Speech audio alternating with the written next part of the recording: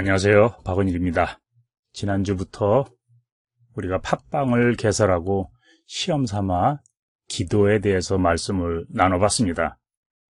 본래 계획에는 지난번 건 연습으로 하고 좀 준비를 해가지고 언제가 됐든 시작하려고 했었는데 이미 올려놓은 거 그냥 매주 계속하자. 15분밖에 안 되는 건데 거창하게 준비할 것이 있을까? 그래서 계속 진행하기로 했습니다. 오늘 그래서 두 번째 시간이 되지만은 오피셜리 시작한다고 보고 우리가 왜 이런 일을 했는지 약간의 변명을 할 필요가 있을 것 같습니다. 먼저 제 소개하면은 저는 대학교에서는 철학을 전공했고 프린스턴 신학대학원을 거쳐갖고 클레어몬트 대학원에서 구약학으로 박사학위를 했습니다. 그 후에 남가주 샌프란시스코 신학대학원에서 개공교수로 10년 남짓 가르치기도 했는데 학교도 문을 닫고 2008년 그때 교회를 뜻이 맞는 사람들과 같이 하면서 공동 목회로 들어왔지요. 신학교에서 가르치는 것 외에 틈틈이 시간 날 때마다 평신도들과 독서 토론을 한다든가 공부를 하다 보니까 가장 문제로 드러난 것이 이 소통의 문제였습니다. 평소에 아무 생각 없이 쓰는 우리들이 교회에서 쓰는 그런 용어들, 하느님이나 구원, 믿음 이런 것이 사람들마다 다르게 이해되고 있다는 겁니다. 다르게 이해되는 것이 잘못이 아니라 다르다는 것을 인지하지 못한다는 데 있습니다. 우리들이 일상의 대화를 가능케 하는 것은 서로 공통된 이해를 전제하고 있기 때문에 그렇습니다. 요즘 젊은이들이 쓰는 용어들 가운데 특히 인터넷 용어는 나이 든 분들이 알아듣지 못합니다. 저도 최근에 배운 말이 있는데 몰래 찔꿍리를 하고 있다. 그래서 우리가 카톡에서 물었죠. 무슨 말인가 했더니 몰래 도망갈 궁리를 한다. 그런 거에 이제 말의 은어래요. 이렇게 교회 바깥에서 일어나는 일들도 세대 간에 서로 용어에 대한 이해가 없으면 소통이 안 되는 것과 마찬가지로 교회 안에서만 쓰는 그것도 모태신앙으로 교회 바깥에 나가본 적도 없는 사람들이 쓰는 용어를 비기독교인들이 알아들을 재간은 없습니다. 그래서 우선 우리들이 흔히 쓰는 그런 기독교 용어를 정리해 보는 시간을 갖자. 그래가지고 그것을 비기독교인들도 알아들을 수 있는 말로 한번 바꿔보자. 사실은 먼저 내 스스로 알아듣는 그런 언어로 바꿔보자 하는 그런 취지에서 시작하는 것입니다. 이 팟빵을 개설하면서 이 제목을 어떻게 지으면 좋을까 하는 그런 의논이 있었습니다. 제가 개인적으로 생각하는 아주 고상한 제목이 있는데 생각하는 그리스도인을 위한 예수 이야기. 이런 멋있겠다 했는데 사람들이 듣더니 그러면요 제목만 보고 그냥 지나쳐요. 일단 한 번쯤 듣게끔 만들어 놔야 될 거 아니에요. 약간의 낚시성 있는 그런 제목이 필요하다 해가지고 가짜복음, 진짜복음 이런 제목을 택하게 됐습니다. 존재론적으로 말하자면은 가짜복음이니 진짜복음이 이런 건 없습니다. 사람들이 가짜복음으로 진짜복음으로 받아들일 뿐입니다. 이렇게 가짜니 진짜니 좋으니 나쁘니 하는 것은 개인의 취향과 가치 판단에 따라 다릅니다. 그럼에도 불구하고 가짜 복음, 진짜 복음 이렇게 가짜 진짜는 여전히 우리에게 유익할 때가 있습니다. 먼저 성서적인 의미 혹은 역사적 의미 그것을 통해서 우리는 가짜와 진짜를 구별할 수 있고 또 구별을 해야 합니다. 우리가 성경에서 어떤 것이 있다. 진짜냐 가짜냐 가서 읽어보면 됩니다. 옛날에 진짜 있었냐 없었냐 역사적 자료를 찾아보면 됩니다. 이렇게 읽어보고 찾아보고 하면은 그 진전성에 대해서 어느 정도 다가설 수가 있죠. 그래서 그런 물음은 여전히 우리에게 유익한 점이 있습니다. 그리고 우리 현실적으로도 진짜냐 가짜냐는 우리 삶을 윤택하게 결정하는데 어떤 근거가 된다고 할까요? 누구나 행복을 추구합니다. 근데 어떤 사람은 일시적인 행복을 위해서 마약을 하지요. 근데 우리는 이것이 가짜 행복이라고 감히 말할 수 있는 이유는 행복을 주어야 할 그 마약이 그 사람을 불행하게, 망하게 하기 때문에 그렇습니다. 오늘은 복음에 대해서 잠깐 이야기를 나누려고 합니다. 복음이다. 좋은 소리, 좋은 소식이란 말이겠죠. 영어로는 gospel, 옛날 영어로는 good spell, good message, 좋은 소식이라는 말입니다. 헬라어 euangelion, 역시 좋은 소식이라는 뜻입니다. 근데 좋은 소식이라고 하면은 나쁜 소식도 있습니다. 무슨 말인가 하니? 좋은 소식이 누구에게나 좋은 소식이라고 단언할 수가 없다, 그 얘기입니다. 그것을 받아들이는 사람에 따라서 좋게, 나쁘게 받아들입니다. 한국과 일본이 축구를 했다고 칩시다. 한국이 일본을 2대0으로 이겼습니다. 좋은 소식이지요. 그러나 일본 사람들에게는 나쁜 소식입니다. 예수님 당시 로마 시대에서 좋은 소식이란 황제가 방문을 한다든가 전쟁에 이겼다는 그런 소식이 좋은 소식입니다. 전쟁에서 승리한 것이 로마 사람들에게는 좋은 소식이 되었을지는 모를지언정 로마가 정복한 그 피지배 지역 사람들에게는 나쁜 소식이었을 겁니다.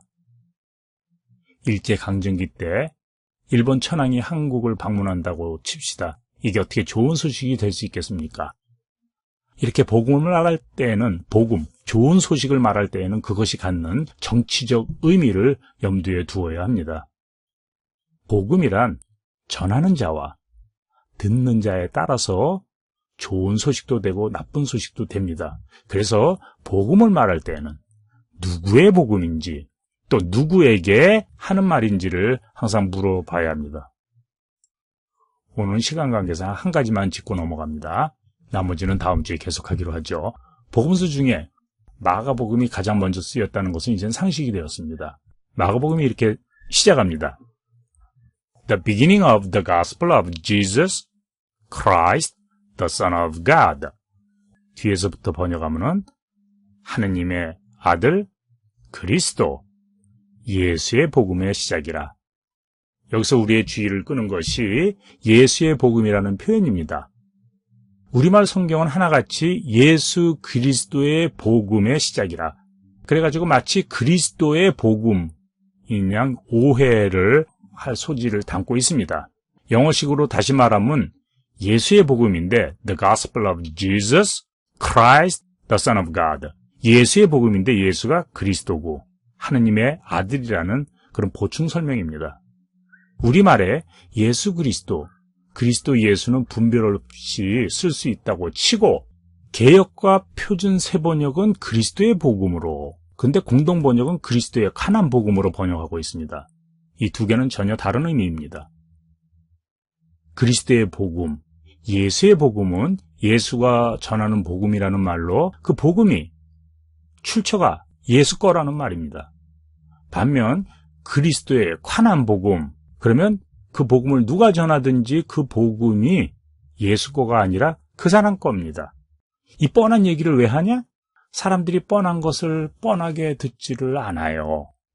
그리고 생각 안 하고 듣지도 않고 묻지도 않고. 영어 용법을 보면은 The gift of God, 이것을 번역하면 아마 하나님의 선물이라고 할 겁니다. 선물의 출처가 하나님이고 그 선물이 하나님 건데 준다, 그 얘기죠. 근데 the fear of God, 이거는 하나님을 경외함. 잠언에 있듯이 하나님을 두려워함이고 하나님이 두려움의 경외의 대상입니다. 앞에 거 the gift of God가 기프트의 대상이 아니라 기프트의 주인, subject라면은 이 the fear of God에서 God는 object입니다. fear의 object입니다. 대상입니다. 문법적으로 다르게 어떻게 번역해도 상관은 없는데 예를 들면은 하느님의 두려움, 가능한 일입니다. 하느님이 쫄았다는 얘기가 되는 건데 문법적으로는 아무 문제가 없지만 이렇게 하면 신학적으로 문제가 되지요. 그래서 그렇게 번역은 안 합니다. 어떤 표현은 이렇게 주제, subject, 그 다음에 대상, object 둘 다 쓰는 경우가 있지요. The love of God, 하느님의 사랑, 하느님이 우리를 사랑하는 거죠. 또 하나는 하느님을 사랑, 우리가 하느님을 사랑하는 겁니다. 이 두 개 번역이 다 가능합니다. The Gospel of Jesus, 이걸 번역할 때 예수의 복음, 예수의 관한 복음, 이 둘 다 문법적으로는 번역이 가능합니다.